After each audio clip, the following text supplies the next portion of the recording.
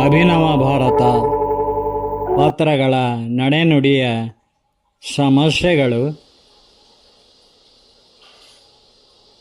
ವೀಕ್ಷಕರೇ, ನಿಮಗೆಲ್ಲರಿಗೂ ಆದರದ ಸ್ವಾಗತ ಕೋರುತ್ತಾ ವ್ಯಾಸಭಾರತ ಆಧರಿಸಿದ ಅಭಿನವ ಭಾರತ ವಚನ ಮುಂದುವರಿಸ್ತಾ ಇದ್ದಾನೆ.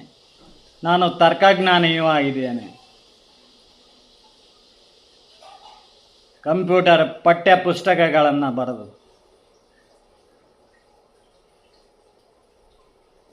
ಕಂಪ್ಯೂಟರ್ ಅಸೆಂಬ್ಲಿಂಗ್, ಕಂಪ್ಯೂಟರನ್ನು ಹೇಗೆ ಅರ್ಥ ಮಾಡ್ಕೊಳ್ಬೇಕು, ಅದು ಮನುಷ್ಯನಿಗೆ it is an alternative device compare to the human brain. ಮನುಷ್ಯನ ಮೆದುಳಿಗೆ ಹೋಲಿಸಿ ಮಾಡಿರುವ ಒಂದು ಪರ್ಯಾಯ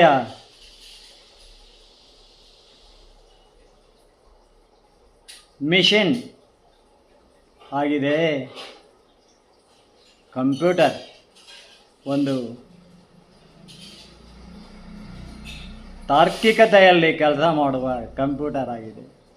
ತರ್ಕಜ್ಞಾನ, ತತ್ವಜ್ಞಾನ ಒಂದನ್ನೊಂದು ಬಿಟ್ಟು ಇನ್ನೊಂದಿಲ್ಲ. ನೀವು ಎಷ್ಟೇ ತರ್ಕ ಮಾಡಿದರೂ ಕೂಡ ಅದು ಹೇಳುವುದು ಮಹಾಭಾರತ ತತ್ವವನ್ನೇ. ನಾನು ಎರಡರಲ್ಲೂ ಕೆಲಸ ಮಾಡಿರೋದ್ರಿಂದ ಇವತ್ತಿಗೂ ನನ್ನ ಕಂಪ್ಯೂಟರ್ ಪುಸ್ತಕಗಳಿಗೆ ಬೇಡಿಕೆ ಇದೆ. ನನ್ನ ತಿರುಮಲೇಶನ ಹಾಗೂ ಅಭಿನವ ಭಾರತಕ್ಕೆ ಬೇಡಿಕೆ ಇದೆ. ಅದನ್ನು ಓದಿದವರು ಬಹಳ ಸಂತೋಷ ಪಡ್ತಾರೆ, ಕಣ್ತುಂಬಿಕೊಂಡು ನನ್ನನ್ನು ಆಧರಿಸ್ತಾರೆ, ಗೌರವಿಸ್ತಾರೆ. ಈಗ ಹೇಳ್ತೇನೆ ಕೇಳಿ, ಮುಂದುವರಿಸ್ತಾ ಇದ್ದೇನೆ. ಹೇ ಶಕುನಿ, ಮಗು ದುರ್ಯೋಧನ, ಯಾಗ ನಡೆದಾಗ ದ್ಯೂತಕ್ಕೆ ದಾಯಾದರಿ ಕುಳಿತು ಆಡುವುದು ಒಳ್ಳೆಯದಲ್ಲ. ಪಾಂಡವರು ಬಲಶಾಲಿಗಳೇ, ಅವರಿಗೆ ದೈವ ಬಲವೂ ಇದೆ ಎಂಬುದನ್ನು ನೀನು ಚಿಕ್ಕಂದಿನಿಂದ ಅವರೊಡನೆ ಆಟವಾಡಿ ತಿಳಿದವನೇ. ನಾವುಗಳು ಯುಧಿಷ್ಠಿರನ ಸಾತ್ವಿಕ ಕೋಪಕ್ಕೆ ಅಂಜಬೇಕು?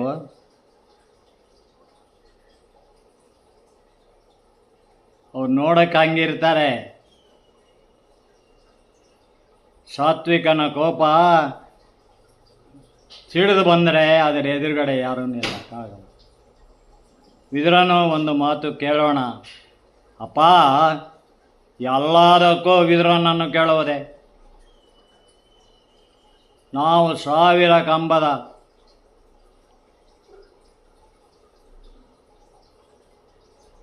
ಮೂರು ಗೋಪುರಗಳಿರುವ ಭವ್ಯ ಸಭಾಭವನವನ್ನು ಪಾಂಡವರ ಮಯಾ ಸಭಾಭವನಕ್ಕಿಂತ ಅದ್ಭುತವಾಗಿ ಕಟ್ಟಿಸಲು ವಿದುರನಿಗೆ ಹೇಳಿದ್ದೇವೆ. ಅದರಂತೆ ಅವರು ಕಟ್ಟಿದ್ದಾರೆ ನಮ್ಮ ಶಿಲ್ಪಿಗಳು. ವಿದುರ ಅದರ ಉಸ್ತುವಾರಿಯನ್ನಷ್ಟೇ ನೋಡಿಕೊಂಡಿದ್ದಾನೆ. ಅಪ್ಪ, ಈಗ ಆ ಸಭಾಭವನದಲ್ಲಿ ನಾವು ಮಜಾ ತೆಗೆದುಕೊಳ್ಳಲು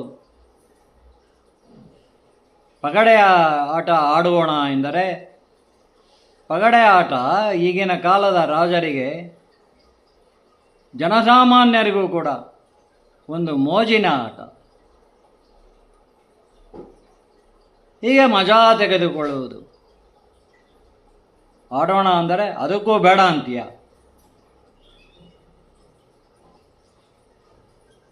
ಅದಕ್ಕೂ ವಿದುರನ್ನು ಕೇಳಬೇಕು ಅಂತೀಯ. ದುರ್ಯೋಧನ, ವಿದುರ ನಮಗೆ ಮಂತ್ರಿ ಅಷ್ಟೇ ಅಲ್ವೋ? ಇಲ್ಲೇ ನಮ್ಮೊಂದಿಗೆ ಹುಟ್ಟಿ ಬೆಳೆದವನು. ನಿಮಗೆ ಚಿಕ್ಕಪ್ಪ ಇದ್ದಂತೆಯೇ ಅವನಿಗೂ ಕೇಳೋಣ ಎಂದಿದ್ದಾನೆ. ಧೃತರಾಷ್ಟ್ರ ಹೇಳಿದಾಗ ದುರ್ಯೋಧನನು ಕೇಳುವ ಸಹನೆ ಇಲ್ಲದೆ ಧುಮುಗುಡುತ್ತಾ ನೆಲಕ್ಕೆ ಕಾಲು ಕುಟ್ಟಿ, ನಾವು ಯುಧಿಷ್ಠಿರನೊಂದಿಗೆ ಜೂಜಾಡುವುದೇ ಶೈ ಎಂದು ಗುಣಗುತ್ತಾ ಹೊರೆ ನಡೆದಿದ್ದಾನೆ.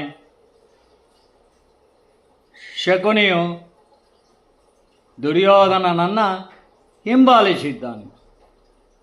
ಧೃತರಾಷ್ಟ್ರನಿಗೆ ಮನಸ್ಸು ತಡೆಯಲಾಗಲಿಲ್ಲ. ನೋಡಿ ಧೃತರಾಷ್ಟ್ರ ಮೊದಲೇ ಹೇಗಿದ್ದ ಅಂತ, ಹೇಗೆ ಅಸಹಾಯಕನಾದ.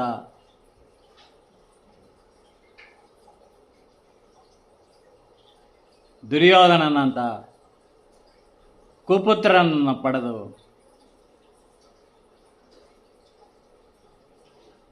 ಎಂಬುದನ್ನು ವ್ಯಾಸ ಭಾರತ ಹೇಳ್ತಾರೆ.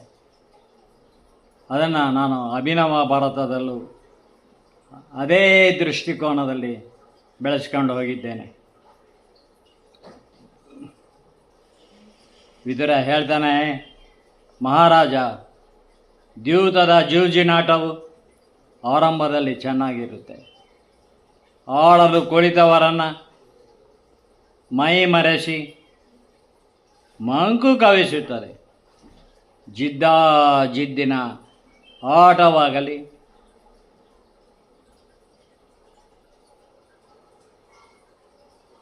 ಸ್ನೇಹಿತರಿರಲಿ, ಅಣ್ಣ ತಮ್ಮಂದಿರಿರಲಿ, ಅವರವರ ಅಹಂಕಾರ ಬಡಿದೆಬ್ಬಿಸುತ್ತದೆ.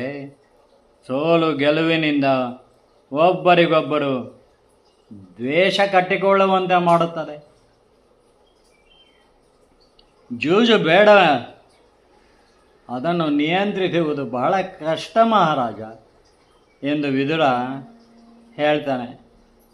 ನಾವು ಅದ್ಭುತವಾದ ಸಭಾಮಂದಿರವನ್ನು ಕಟ್ಟಿಸೋಣ, ಪಾಂಡವರನ್ನು ಆಹ್ವಾನಿಸೋಣ, ಚಂಡಿಕಾಯಾಗ ಮಾಡೋಣ ಎಂದೇ ವಿದುರನು ಹೇಳಿ ಹೋಗಿದ್ದಾನೆ.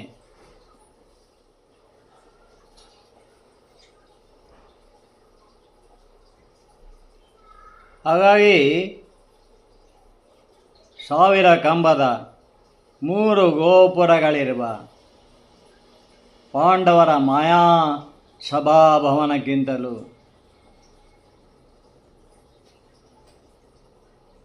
ಅದ್ಭುತವಾದ ಸಭಾಭವನವನ್ನು ವಿದುರ ಒಂದೇ ವರ್ಷದಲ್ಲಿ ತನ್ನ ಮೇಲ್ವಿಚಾರಣೆಯಲ್ಲಿ ಕಟ್ಟಿಸಿದ್ದಾನೆ. ಗಾಂಧಾರಿ, ದುರ್ಯೋಧನ, ಭಾನುಮತಿ ದಂಪತಿಗಳು ನೂತನ ಸಭಾಭವನವನ್ನು ಪ್ರವೇಶಿಸಿ ಯಾಗ ಆಚರಿಸಿದ್ದಾರೆ.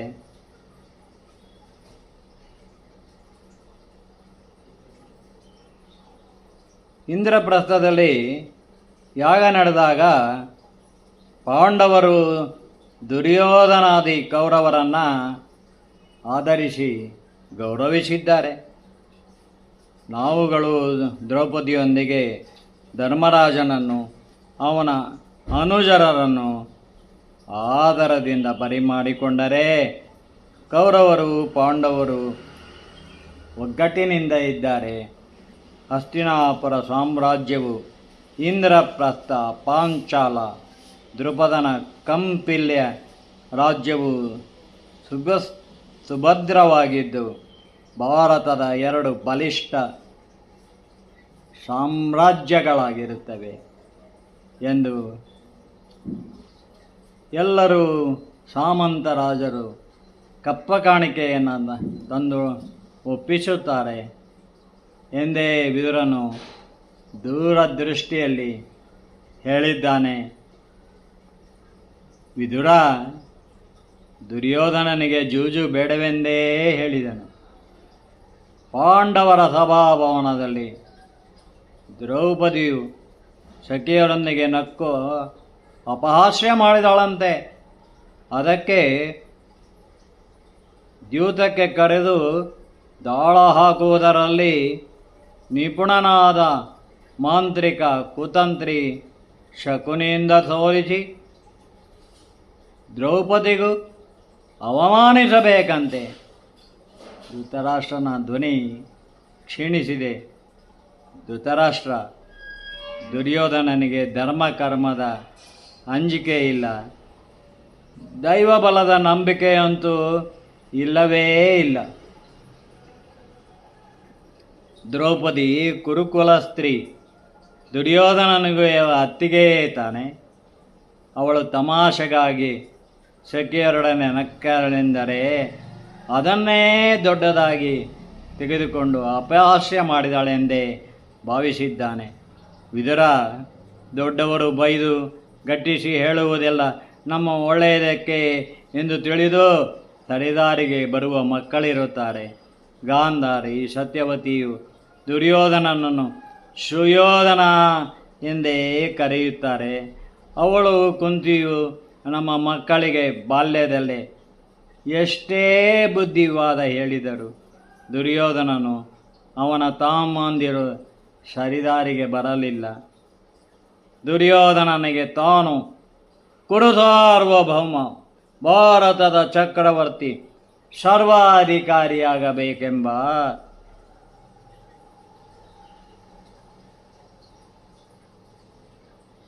ಪ್ರವೃತ್ತಿ ಬಹಳವಾಗಿದೆ.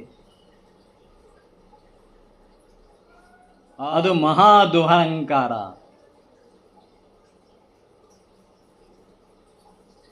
ಕುರುಸಾರ್ವಭೌಮನಾಗಬೇಕು, ಭಾರತದ ಚಕ್ರವರ್ತಿಯಾಗಿ ಸರ್ವಾಧಿಕಾರಿಯಾಗಬೇಕೆಂಬ ಮಹತ್ವಾಕಾಂಕ್ಷೆ.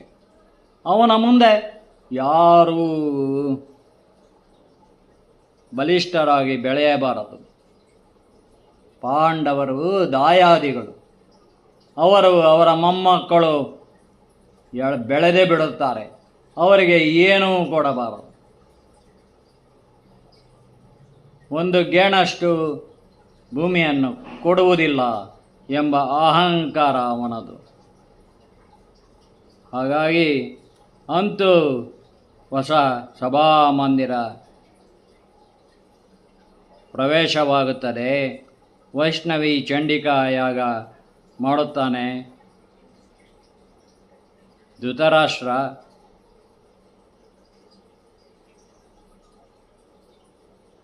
ಈಗಷ್ಟೇ ಕಲಿ ಪ್ರವೇಶವಾಗಿದೆ. ತಂದೆ ತಾಯಿಗಳೆದುರಿಗೆ ಮಕ್ಕಳೇ ಶತ್ರುಗಳಂತೆ ವರ್ತಿಸುತ್ತಾರೆ. ರಾಜ ಕುಟುಂಬದಲ್ಲಿ ತಂದೆಯನ್ನೇ ಸೆರೆಗೆ ಹಾಕಿ ರಾಜ್ಯವಾಳುವ ಮಗನೂ ಇರುತ್ತಾನೆ. ನಾವು ಹಿರಿಯರಾಗಿ ಅಸಹಾಯಕರಾಗಿದ್ದೇವೆ. ಈಗಲೇ ನಾನು ಇಂದ್ರಪ್ರಸ್ಥಕ್ಕೆ ಹೋಗಿ ಪಾಂಡವರನ್ನು ಯಾಗಕ್ಕೆ ಆಹ್ವಾನಿಸಿ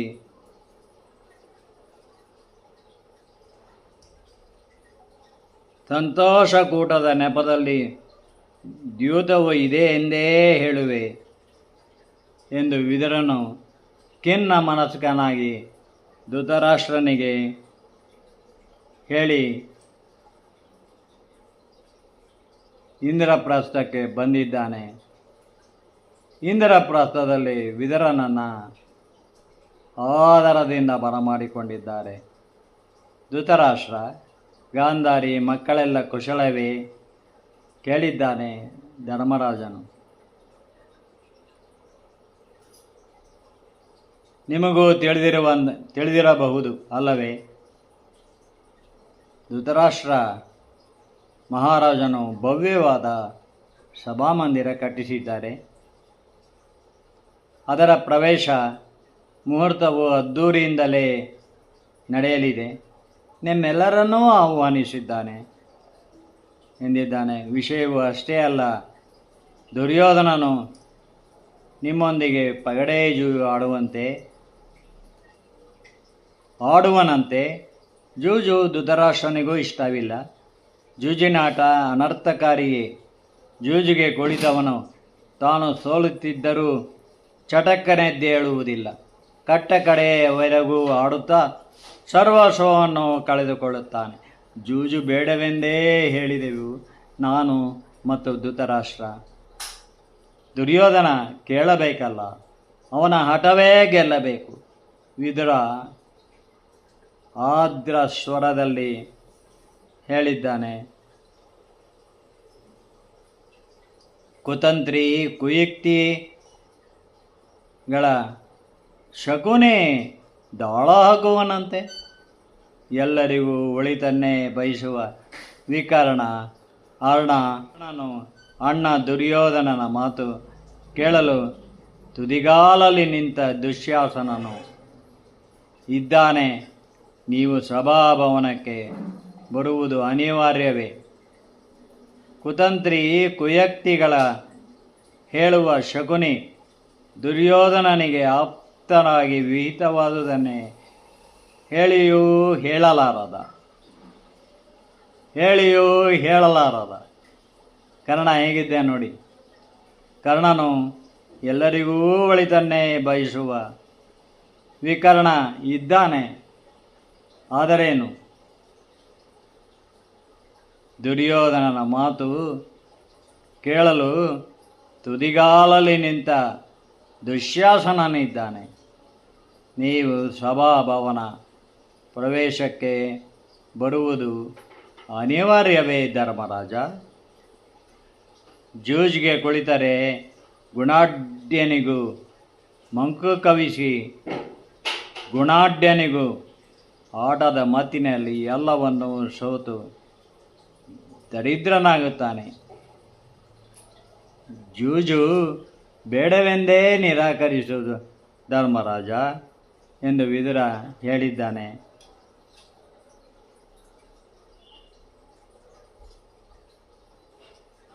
ನೋಡು ವಿದುರ, ಅದು ನನಗೂ ಸ್ವಾಭಿಮಾನದ ಪ್ರಶ್ನೆಯೆಂದೇ ಆಡುವುದು ಅಲ್ಲವೇ? ಅದು ನನ್ನ ಪ್ರತಿಜ್ಞೆ ಎಂದು ತಿಳಿದರೂ ಕೂಡ ಈಗಿನ ಕಾಲದಲ್ಲಿ ಜೂಜು ಪಗಡೆ ಜೂಜು ಒಬ್ಬ ರಾಜನಿಗೆ ಪ್ರತಿಷ್ಠೆ. ಆಟಕ್ಕೆ ಬರಲಾರೆ ಎಂದರೆ ಅವನು ಹೇಳಿ ಎಂದು ಭಾವಿಸುತ್ತಾರೆ ಅಲ್ಲವೇ?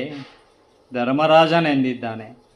ಧರ್ಮರಾಜ, ನಿನಗೆ ನಿನ್ನ ಸ್ವಾಭಿಮಾನವೇ, ವ್ಯಕ್ತಿತ್ವ ಪಾವಿತ್ರತೆಯೇ, ಹೆಮ್ಮೆಯೇ ನಿನಗೆ ಶತ್ರುವಾದೀತು. ದುರ್ಯೋಧನನಿಗೂ ನಿಮ್ಮ ಇಂದ್ರಪ್ರಸ್ಥದ ವೈಭವ ನೋಡಿ ನಿಮ್ಮ ಮೇಲೆ ದ್ವೇಷ ಅಸೂಯೆ ಹೆಚ್ಚಿದೆ.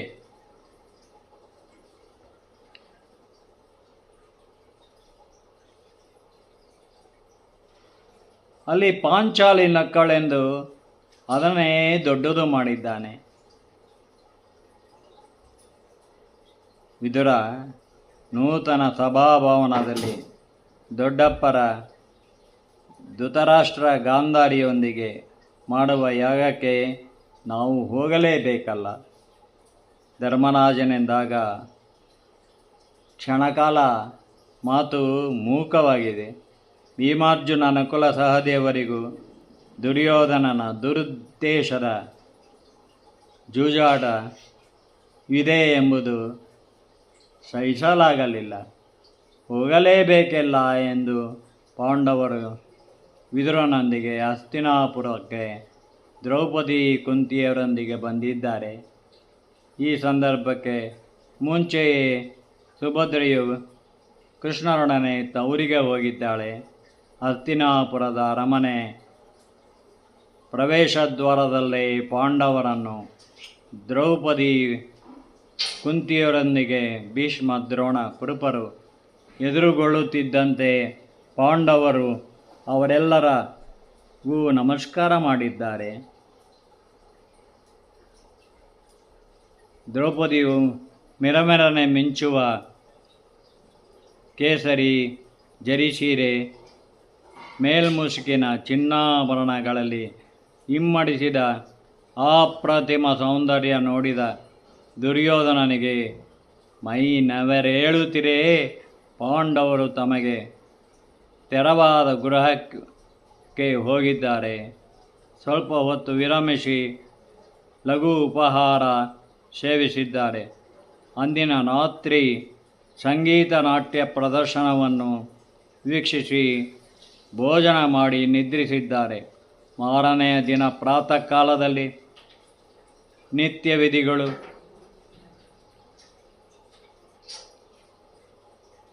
ಆಗಲು ಸ್ನಾನ ಮಾಡಿ ಬಂದ ದ್ರೌಪದಿ ಮುಖವು ಮ್ಲಾನವಾಗಿದೆ. ಯಾಕೆ ಪಾಂಚಾಲಿ ಶಪ್ಪಗಿರುವೆ? ಯಾಕೆ ಪಾಂಚಾಲಿ ಶಪ್ಪಗಿರುವೆ ಎಂದು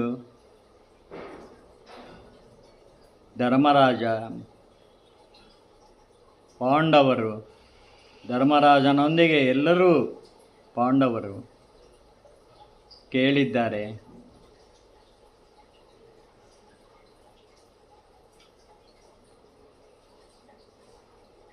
ಹೆಂಗಸಿಗೆ ಸಹಜವಾದುದೇ, ಹೊರಗಾಗಿದ್ದೇನೆ ಎಂದಳಾಕೆ ಕೆಳದನಿಯಲ್ಲಿ. ಅವಳು ರಜಸ್ವಲೆಯಾಗಿ ಮೈಲಿಗೆಯಾಗಿದ್ದಾಳೆ. ಸಭಾಮಂದಿರ ಪ್ರವೇಶದ ಶುಭಮುಹೂರ್ತಕ್ಕೆ ಬರುವಂತಿಲ್ಲ ಎಂಬುದನ್ನು ಪಾಂಡವರ 5 ಮುಖಗಳು ಕಳಾಹೀನವಾಗಿವೆ. ಧರ್ಮರಾಜನು, ಪಾಂಚಾಲಿ, ನಾವು ನಿಮಿತ್ತ ಮಾತ್ರರು. ಮುಂದೇನಾಗುವುದೋ ಅದನ್ನೆಲ್ಲ ಸಹಿಸುವ ಶಕ್ತಿಯು ನಮಗಿರಲೆಂದೇ ದೇವರನ್ನು ಪ್ರಾರ್ಥಿಸೋಣ ಎಂದಿದ್ದಾನೆ.